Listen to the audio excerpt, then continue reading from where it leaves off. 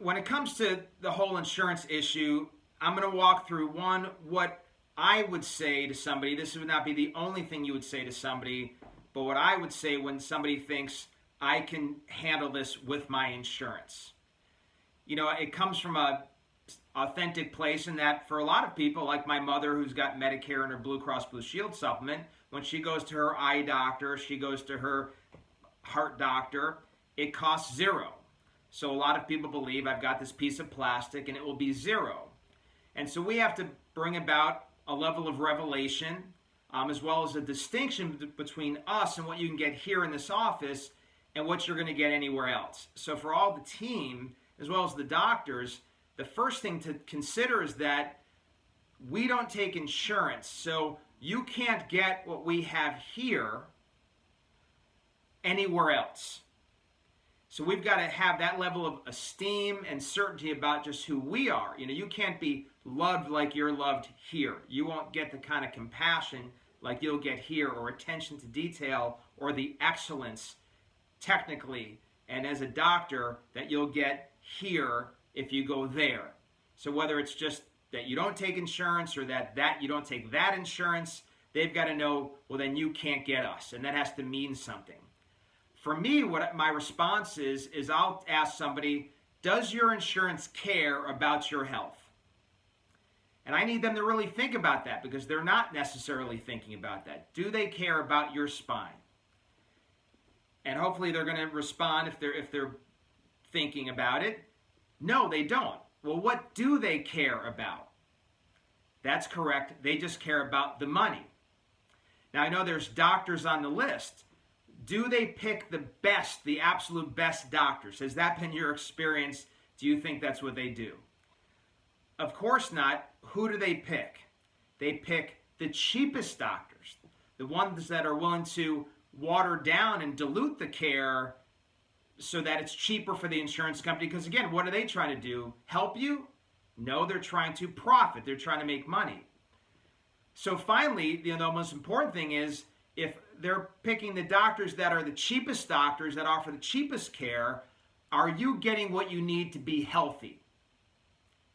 And obviously those insurance companies, they're not looking at your symptoms, your exam findings and saying, yes, we're going to pay for what you absolutely need and what's best for you, but that's what we do here. I'll also ask, now listen, are you worried about the money? Because that's what this really comes down to. They don't want to pay anything, or they don't want it to be expensive. Are you worried about the money? And I let them know, listen, don't worry. Don't worry about the money. We've got plans that work for everybody. We wouldn't be able to see all of these families, hundreds and hundreds of families, if it wasn't affordable.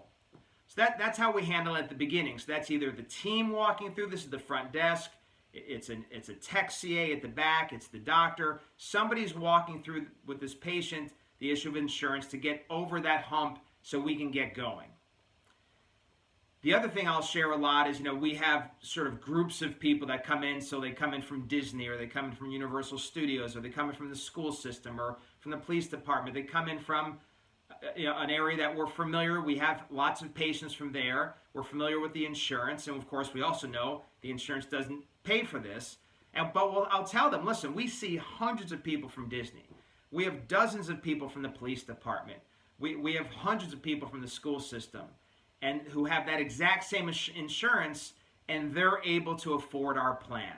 These aren't rich people. They're not millionaires or billionaires, yet they can afford our plan. So again, don't worry about the money. Let's make sure we're the right doctor for you.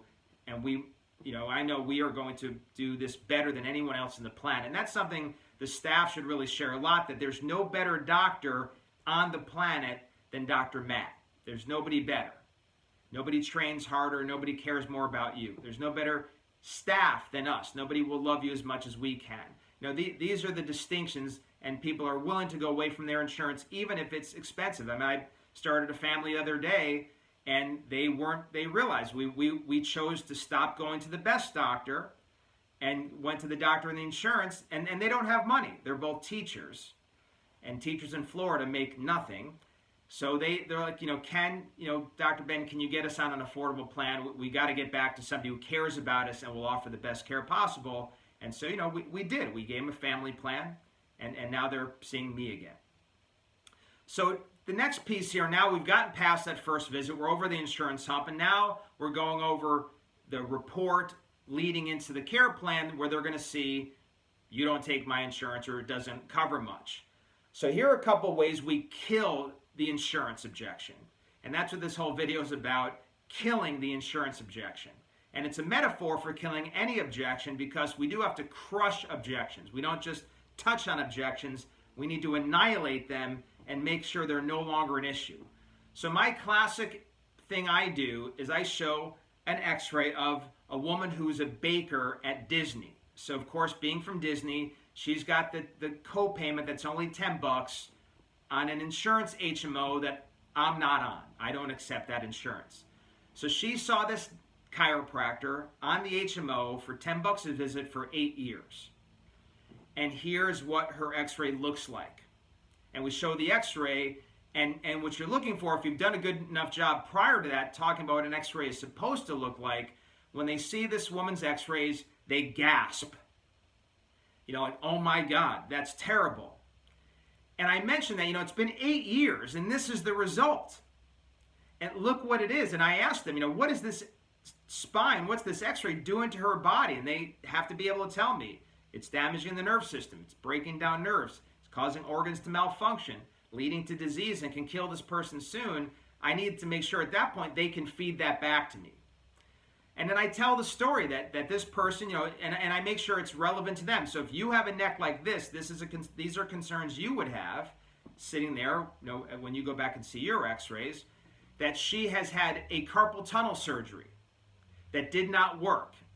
And it was $25,000. So even with her co-payment, it was several $1,000s. So she spent, even at $10 a visit, she spent several $1,000s with the chiropractor, which, by the way, did it do anything to her spine to make it better? No. So why?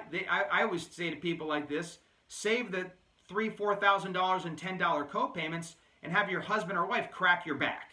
Save the $10. Well, then it led to thousands of dollars out of pocket for carpal tunnel surgery that didn't work. They're now going to do another carpal tunnel surgery on the other wrist. She has migraine headaches. She now has depression. She's in constant pain, has had a surgery. She's on 8 medications that she's taking per day, constantly missing work and seeing the medical doctor.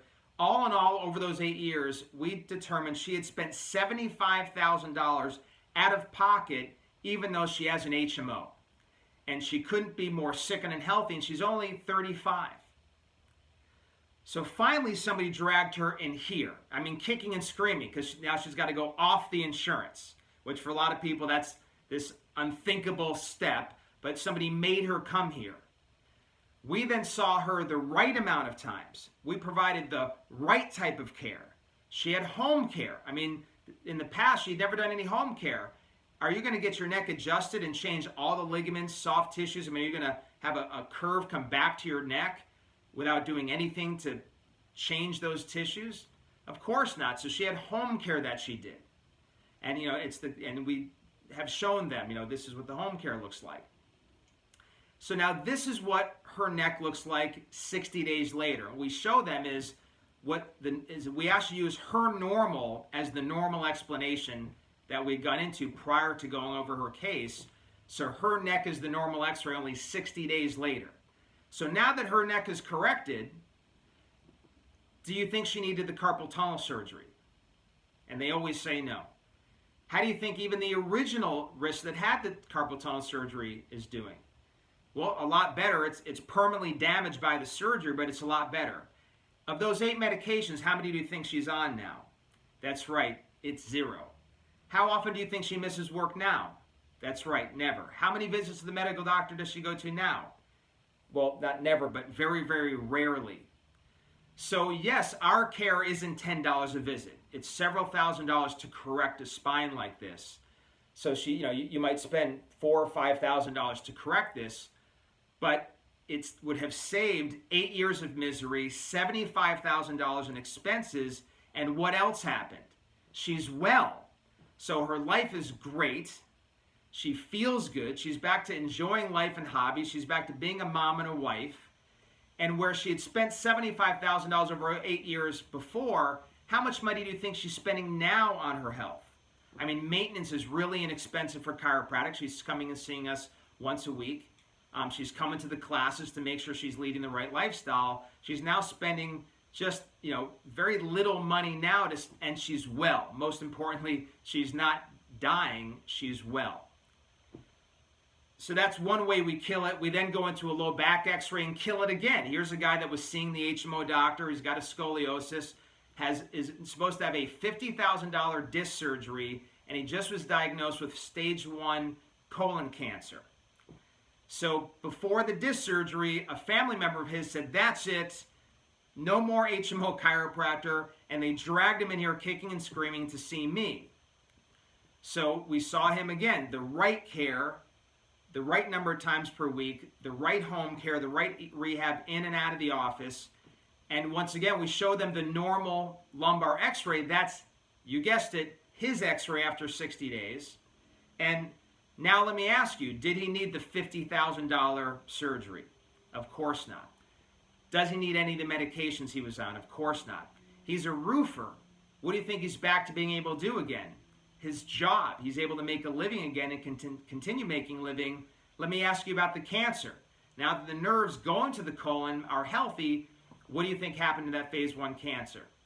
That's right, it's gone. So by going through all three of those things, the explanation of the insurance and helping them understand it's not about your health, they don't care about you, going through these 2 cases, one for the neck, one for the low back, helping them understand also these people are now been under care now for years and years and years, have continued to have to spend very little money now that they're well, and have not needed all these expensive medical surgeries and treatments, and most importantly, they're living great lives now. They're gainfully employed, able to have hobbies. They're with their families. They're going to live for a long, long time without disease. They can clearly see that this $4,000, $5,000, $6,000 investment to correct it is really, really cheap by contrast and totally worth it.